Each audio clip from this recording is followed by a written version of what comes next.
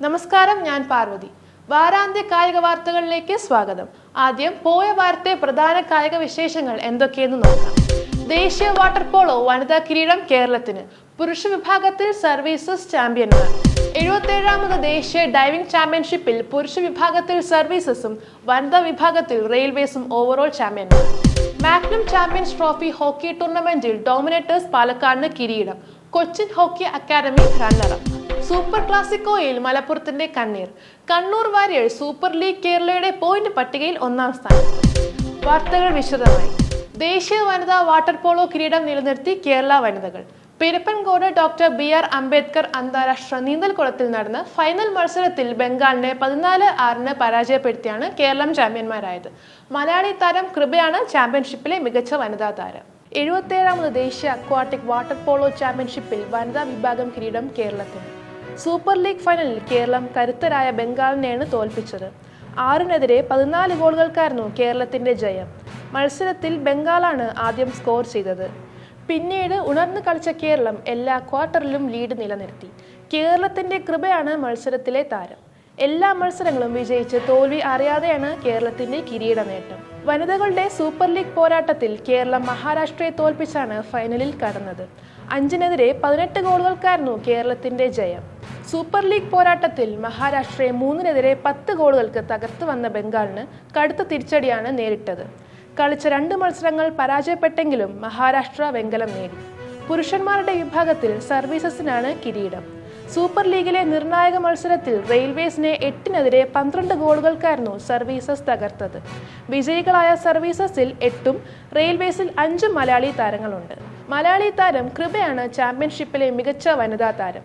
പുരുഷ വിഭാഗത്തിൽ സർവീസസിന്റെ ഭാഗ്യേഷും മികച്ച താരമായി. പുരുഷന്മാരുടെ വെങ്കല മെഡലിനുള്ള പോരാട്ടത്തിൽ ഇന്ത്യൻ പോലീസിനെ തകർത്തത് മഹാരാഷ്ട്ര. ഇഞ്ചോടിഞ്ച് പോരാട്ടത്തിനൊടുവിൽ 11-നെതിരെ 15 ഗോളുകൾക്കായിരുന്നു മഹാരാഷ്ട്രയുടെ ജയം. സൂപ്പർ ലീഗിലെ എല്ലാ മത്സരങ്ങളും തോറ്റ ഇന്ത്യൻ പോലീസ് പോയിന്റ് പട്ടികയിൽ 4ാമതായി ഫിനിഷ് ചെയ്തു. ചാമ്പ്യൻഷിപ്പിന്റെ സമാപന ചടങ്ങ് വിദ്യാഭ്യാസ മന്ത്രി വി ശിവൻകുട്ടി ഉദ്ഘാടനം ചെയ്തു. മത്സരത്തിലെ വിജയികൾക്ക് ട്രോഫിയും സമ്മാനിച്ചു. Kerala sports and youth affairs director Vishnuraj IAS, swimming federation of India general secretary Monal Choksi, മുൻ കായിക മന്ത്രി M. Vijayakumar, swimming federation of India technical committee ചെയർമാനും കേരള ഒളിമ്പിക് അസോസിയേഷൻ സെക്രട്ടറി ജനറലുമായ S. Rajeev, Kerala aquatic association secretary Muraleedharan, joint secretary G. Sreekumar തുടങ്ങിയവർ സമാപന സമ്മേളനത്തിൽ പങ്കെടുത്തു. 77ാമത് ദേശീയ ഡൈവിംഗ് ചാമ്പ്യൻഷിപ്പിൽ പുരുഷ വിഭാഗത്തിൽ സർവീസസും വനിതാ വിഭാഗത്തിൽ റെയിൽവേസും ഓവറോൾ ചാമ്പ്യന്മാരായി. പെരിപ്പൻകോട് അന്താരാഷ്ട്ര നീന്തൽക്കുളത്തിൽ നടന്ന ഡൈവിംഗ് പുരുഷ വിഭാഗത്തിൽ സർവീസസ് 31 പോയിന്റ് നേടി. 21 പോയിന്റുമായി റെയിൽവേസിനാണ് 2ാം സ്ഥാനം. എന്നാൽ വനിതാ വിഭാഗത്തിൽ 27 പോയിന്റ് നേടി റെയിൽവേസ് ചാമ്പ്യന്മാരായി. 18 പോയിന്റ് നേടിയ മധ്യപ്രദേശിനാണ് 2ാം സ്ഥാനം. പിരപ്പൻകോട് അന്താരാഷ്ട്ര നീന്തൽക്കുളത്തിൽ നടന്ന 77ാമത് ദേശീയ ഡൈവിംഗ് ചാമ്പ്യൻഷിപ്പിൽ പുരുഷന്മാരുടെ 1 മീറ്റർ സ്പ്രിംഗ് ബോർഡ് ഡൈവിംഗിൽ 310.80 പോയിന്റുമായി ഹേമം ലണ്ടൻ സിംഗ് ആണ് സർവീസസിന് വേണ്ടി സ്വർണം നേടിയത്. 3 മീറ്റർ സ്പ്രിംഗ് ബോർഡ് ഡൈവിംഗിലും ഹേമം സിംഗ് വെങ്കലം നേടി. 1 മീറ്റർ സ്പ്രിംഗ് ബോർഡ് ഡൈവിംഗിൽ സർവീസസിന്റെ തന്നെ സുർജിത് രാജ്ഭൻഷി 284 പോയിന്റുമായി നേടിയ വെള്ളി 3 മീറ്റർ സ്പ്രിംഗ് ബോർഡ് ഡൈവിംഗിൽ സ്വർണമാക്കി മാറ്റി.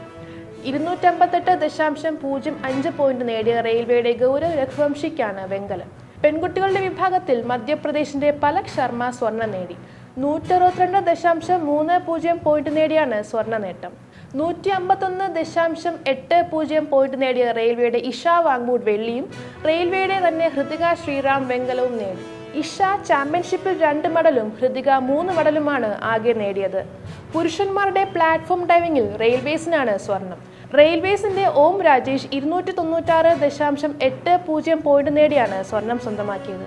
289.45 പോയിന്റ് നേടിയ സർവീസസിന്റെ വിൽസൺ സിംഗ് വെള്ളിയും 277.95 പോയിന്റുമായി റെയിൽവേസിന്റെ നിഹാൽ എസ് ഗിറാം വെങ്കലവും നേടി. വനിതകളുടെ പ്ലാറ്റ്ഫോം ഡൈവിംഗിൽ മധ്യപ്രദേശിനാണ് സ്വർണം.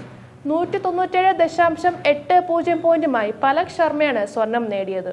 റെയിൽവേസിന്റെ ഹൃതിക ശ്രീറാം 191.20 പോയിന്റുമായി വെള്ളിയും 180.50 പോയിന്റുമായി മഹാരാഷ്ട്രയുടെ കെയ പ്രഭു വെങ്കലവും നേടി. മാഗ്നം ചാമ്പ്യൻസ് ട്രോഫി ഹോക്കി ടൂർണമെന്റിൽ ഡോമിനേറ്റേഴ്സ് പാലക്കാടിന് കിരീടം. കൊല്ലം ന്യൂ ഹോക്കി സ്റ്റേഡിയത്തിൽ നടന്ന ചാമ്പ്യൻഷിപ്പിൽ കൊച്ചിൻ ഹോക്കി അക്കാദമി റണ്ണറപ്പും മാഗ്നം ഹോക്കി ക്ലബ് 3ാം സ്ഥാനവും സ്വന്തമാക്കി. കൊല്ലം ന്യൂ ഹോക്കി സ്റ്റേഡിയത്തിൽ നടന്ന മാഗ്നം ചാമ്പ്യൻസ് ട്രോഫി ഹോക്കി ടൂർണമെന്റിൽ ഡോമിനന്റ് പാലക്കാട് ചാമ്പ്യന്മാരായി.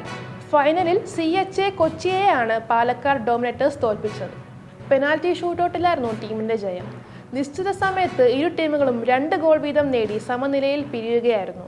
മൂന്നാം സ്ഥാനത്തിനുള്ള മത്സരത്തിൽ ആക്സിലേറ്റർ ഹോക്കി ക്ലബിനെ 3-നെതിരെ 4 ഗോളുകൾക്ക് തോൽപ്പിച്ച് മാഗ്നം ഹോക്കി ക്ലബ് കൊല്ലം വെങ്കലം നേടി. മത്സരത്തിലെ വിജയികൾക്ക് പ്രൈസ് മണിയും ട്രോഫിയും നൽകി. കേരളത്തിൽ നിന്നുള്ള നിരവധി ടീമുകളാണ് മത്സരത്തിൽ പങ്കെടുത്തത്. ഓരോ മത്സരം വിജയിക്കുന്ന ടീമുകൾക്കും പ്രത്യേകം ക്യാഷ് അവാർഡും നൽകിയിരുന്നു. മാഗ്നം ഹോക്കി ക്ലബിന്റെ ആഭിമുഖ്യത്തിൽ നടന്ന ടൂർണമെന്റ് ദേശീയ അന്തർദേശീയ തലത്തിലും മത്സരങ്ങൾ നടത്താൻ തീരുമാനിച്ചിരിക്കുകയാണ്. സൂപ്പർ ക്ലാസിക്കോയിൽ മലപ്പുറം FCയെ 2-1 തോൽപ്പിച്ച് Kannur warriors Mahendra super league കേരളയുടെ പോയിന്റ് പട്ടികയിൽ 1-ാം സ്ഥാനത്ത്. മഞ്ചേരി പയ്യനാട് സ്റ്റേഡിയത്തിൽ നടന്ന മത്സരത്തിൽ എസിയർ ആഡ്രിയാൻ എന്നിവർ കണ്ണൂരിനായും ഫസലുർ റഹ്മാൻ മലപ്പുറത്തിനായും സ്കോർ ചെയ്തു. ആൽഡലർ, ജോസബ സാഞ്ചസ് എന്നീ സ്പാനിഷ് താരങ്ങളെ മധ്യ മുന്നേറ്റ നിരകളിൽ വിന്യസിച്ചാണ് കോച്ച് ജോൺ ഗ്രിഗറി മലപ്പുറത്തെ അണിനിരത്തിയത്. മറുഭാഗത്ത് ആൽവാരോ, എസിയർ ആഡ്രിയാൻ സ്പാനിഷ് ത്രയത്തെ മാനുവൽ സാഞ്ചസും കണ്ണൂരിനായി ആദ്യ 11-ൽ കളത്തിലിറക്കി.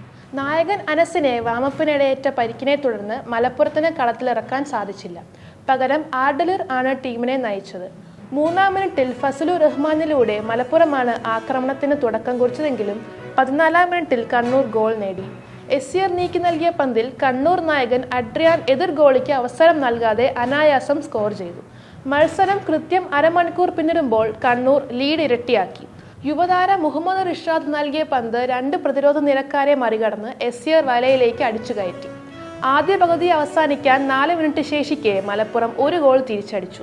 പെനാൽറ്റി ബോക്സിന്റെ ഇടത് പാർശ്വത്തിൽ നിന്ന് ലോങ് റേഞ്ചർ പറത്തി ഫസലുർ റഹ്മാനാണ് സ്കോർ ചെയ്തത്. ലീഗിൽ ഫസലുവിന്റെ 2-ാം ഗോളാണിത്. ആദ്യ പകുതി 2-1 അവസാനിച്ചു. 2-ാം പകുതിയിൽ മലപ്പുറം കൂടുതൽ കരുത്തോടെ ആക്രമണത്തിനിറങ്ങി. 52-ാം മിനിറ്റിൽ സാഞ്ചസിന് മികച്ചൊരു അവസരം ലഭിച്ചെങ്കിലും ഹെഡർ പുറത്തേക്ക് പോയി. 65-ാം മിനിറ്റിൽ ബ്രസീൽ താരം ബാർബോസ മലപ്പുറത്തിനായി ലക്ഷ്യം കണ്ടെങ്കിലും referee Suresh Devaraj offside വിധിച്ചു. കളിക്കാരെ നിരന്തരം മാറ്റി പരീക്ഷിച്ച് ഇരു ടീമുകളും 2-ാം പകുതിയിൽ ഗോളിനായി ശ്രമിച്ചെങ്കിലും വല അനങ്ങിയില്ല. തുടർച്ചയായി 3 മത്സരം ഹോം ഗ്രൗണ്ടായ പയ്യനാട് സ്റ്റേഡിയത്തിൽ കളിച്ചെങ്കിലും ഇവിടെ ഒരു വിജയം നേടാൻ മലപ്പുറത്തിന് ഇതുവരെ കഴിഞ്ഞിട്ടില്ല. 4 കളികളിൽ 8 പോയിന്റുമായി കണ്ണൂർ പട്ടികയിൽ 1-ാമത് നിൽക്കുമ്പോൾ ഇത്രയും കളികളിൽ 4 പോയിന്റുള്ള മലപ്പുറം 4-ാമതാണ്. ഇനി സ്പോർട്സ് ആൻഡ് ഷോർട്സിലേക്ക് പോകാം.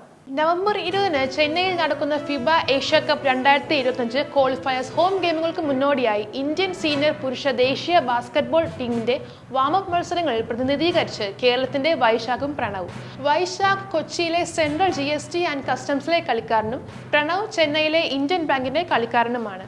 അമേരിക്കൻ കോച്ച് സ്കോട്ട് ഫ്ലെമിംഗ് പരിശീലിപ്പിക്കുന്ന ടീം പ്രാദേശിക ക്ലബ്ബുകളായ Al Sharjah club, Al Wasl club, Al Ahli red എന്നിവയുമായി 3 മത്സരങ്ങൾ കളിക്കും. ജൂനിയർ ഇന്ത്യൻ റഗ്ബി ടീമിൽ ഇടം നേടി കേരളത്തിന്റെ കാശ്നാഥ് സനീഷ്.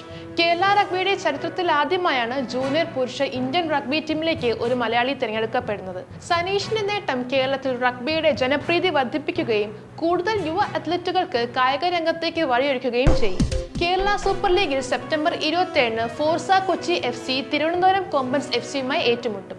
നിലവിൽ ഫോർസ കൊച്ചി FC 5-ാം സ്ഥാനത്തും തിരുവനന്തപുരം കോമ്പൻസ് FC 2-ാം സ്ഥാനത്തുമാണ്. കൊച്ചി ജവഹർലാൽ നെഹ്റു ഇൻഡോർ സ്റ്റേഡിയത്തിൽ വൈകുന്നേരം 7:30-നാണ് മത്സരം. പുത്തൻ കായിക വാർത്തകളുമായി വീണ്ടും കാണും വരെ നമസ്കാരം.